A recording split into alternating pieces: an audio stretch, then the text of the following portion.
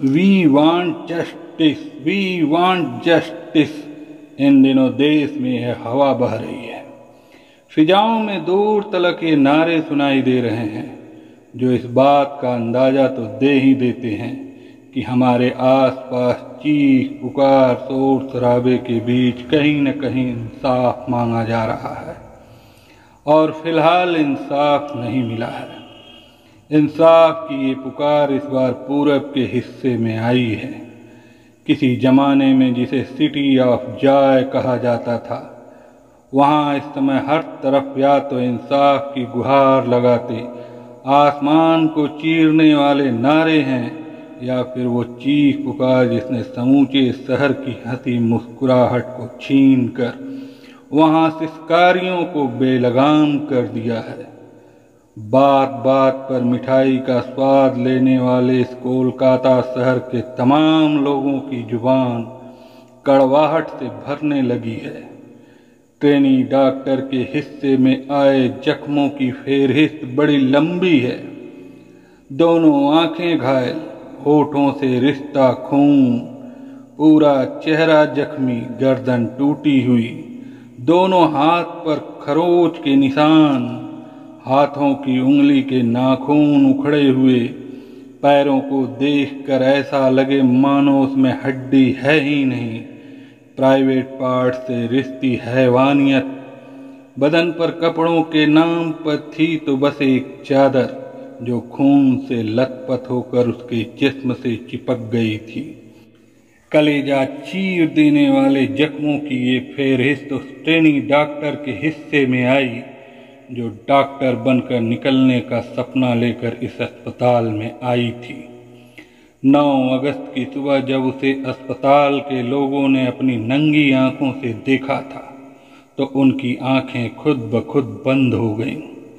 जब तक सिस्टम ने आंखें खोली, तब तक सारे शहर का मुंह खुल चुका था और शोर मचने लगा था।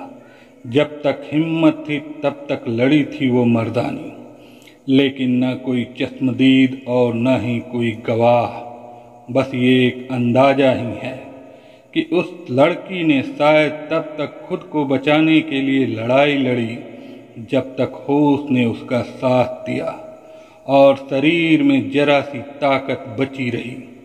मगर चोटों की लिस्ट इतनी लंबी है जिसे देखकर भी ये अंदाजा किया जा सकता है कि उस लड़की के होश और हिम्मत ने भी जल्दी ही उससे अपना हाथ छुड़ा लिया होगा। शहर के लोगों की जुबान पर तैरते बहुत से सवाल हैं। बताने वाले अब भी ये नहीं बता रहे कि उस मासूम को कब तक नोचा गया। इस लड़की की पोस्टमार्टम रिपोर्ट तो कहती है कि शरीर पर चोट के निशान उसके उस वक्त जिंदा होने की गवाही दे रहे हैं, लेकिन जब उस लड़की ने होश और जान दोनों गंवा दी, क्या तब भी बहसी उसके शरीर को नोचते रहे? बहुत से सवाल हैं, मगर अभी तक कुछ बुनियादी सवालों को छोड़ दें तो अब भी सारे के सारे सवाल शहर की जुबान पर आवारा घूम रहे हैं। कोलकाता की वारदात के बाद अब सारे शहर में घूम रहे हैं वी वांट जस्टिस के नारे। ये तो अभी सिलसिले की शुरुआत है। आरजीकर मेडिकल कॉलेज की इस दरिंदगी के बहुत से सबूत भी हमारे सामने हैं, जो मीडिया और सोशल मीडिया के छोटे बड़े पर्दे पर सारे जमाने के सामने तैर रहे हैं।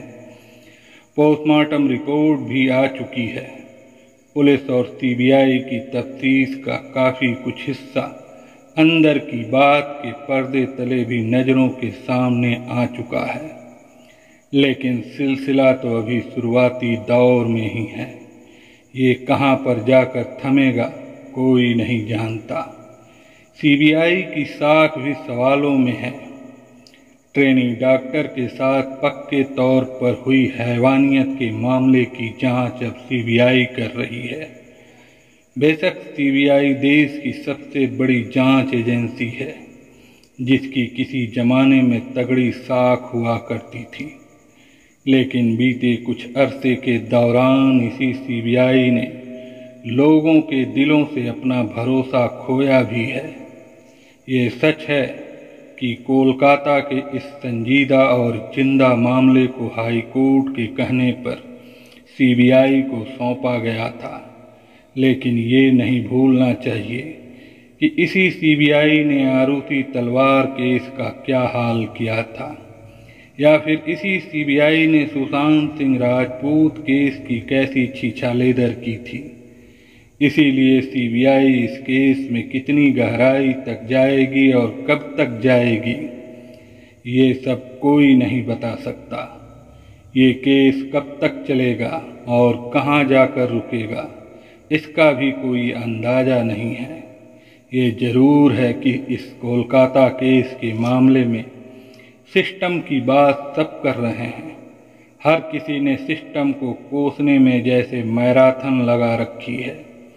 लेकिन ये भी सच है कि इस केस के सुराग और सबूत सब कुछ सबके सामने हैं, लेकिन उन्हें ज़बरदस्ती घुमा फिरा कर मामले को पेचीदा बनाने का सिलसिला अब शुरू हो गया है। अचानक अस्पताल के बाहर थ्योरियां ही थ्योरियां लाइन लगाकर खड़ी हो गईं। बस एक चीज़ ज़रूर ऐसी है जिस पर आकर सबकी नज़र और तफ्तीश के कदम रुक जाते हैं। वो है इस केस का आरोपी, जिसके चेहरे पर कई नकाब चढ़े दिखाई पड़ रहे हैं। कुछ तो उतर गए, मगर अभी कई उतरने बाकी हैं। कुछ लोगों का ये भी कहना है कि कहीं संजय राय कहीं मोहरा तो नहीं। हैवानियत की हद तक जाने वाली इस वारदात से ताल्लुक़ रखने वाले सवालों के जवाब जानने के लिए सीबीआई एक साथ कई रास्तों पर अपनी तफ्तीश आगे बढ़ा रही है। वो पुलिस के हाथों गिरफ्तार आरोपी संजय राय से भी पूछताछ करके सारा सच जानने की कोशिश में है, मगर साथ ही साथ ये भी पता लगाने की कोशिश हो रही है कि क्या संजय राय सिर्फ एक मोहरा है, या फिर वाकई हैवान को भी हैरान करने वाले इस गुनाह का वो अकेला गुनाहगार है। सीबीआई आरजीकर मेडिकल कॉलेज के प्रिंसिपल रहे डॉक्टर संदीप घोष से भी कई बार पूछताछ कर चुकी है। सीबीआई डॉक्टर का अपने सीनियर और बाकी कोलीग्स के साथ उसके संबंधों समेत तमाम पहलुओं को जानने समझने की कोशिश कर रही है। सीबीआई के फॉरेंसिक एक्सपर्ट इस मामले में सीन ऑफ क्राइम का मुआयना करने वाले कोलकाता पुलिस के फॉरेंसिक एक्सपर्ट और ट्रेनी डॉक्टर की लाश का पोस्टमार्टम करने वाले डॉक्टर्स से भी पूछताछ कर रही है। जाहिर है पेचीदगियां बहुत हैं, और यही बात इस केस की सबसे बड़ी कमजोरी बन गई है, क्योंकि उन्हीं पेचीदगियों के आड़ में सियासत भी शुरू हो गई है। सिस्टम में बन चुके गड्ढों को भी भरने की कवायद भी तेज हुई। कुछ लीपापोती का भी सिलसिला बना। कहा जाए तो यहाँ भी कायदे और कानून का मजाक उड़ाने में कोई कसर बाकी नहीं रही। इन सभी बातों को देखते हुए लगता है कि क्या वाकई ट्रेनी डॉक्टर को इंसाफ मिलेगा। इस वारदात के बाद गम और गुस्से के सैलाब ने पूरे मुल्क को अपनी चपेट में ले लिया है। कश्मीर से लेकर केरल तक देश भर के तमाम डॉक्टर भी अपना गुस्सा लेकर अस्पताल को छोड़कर सड़कों पर उछल रहे नारों में अपनी आवाज़ मिला रहे हैं। आलम यह है कि इस ताज़ा बने हालात ने सियासत को अच्छी खासी हवा दे दी है। नंबर बनाने और बिगाड़ने का एक नया और समानांतर खेल भी चल पड़ा है। मगर एक सवाल सभी के मन में है। सवाल ये कि क्या इस लड़की को इंसाफ मिल पाएगा, या फिर पुराने मामलों की तरह इस केस की फाइल भी सरकारी दफ्तरों में धूल फांकने लगेगी। इस बारे में आपकी सोच क्या कहती है, आप हमें कमेंट में ज़रूर बताएं। और हाँ, इस स्टोरी के और अपडेट पाने के लिए इस चैनल को ज़रूर सब्सक्राइब कर लें ताकि आपको तुरंत नोटिफिकेशन मिलती रहे। धन्यवाद।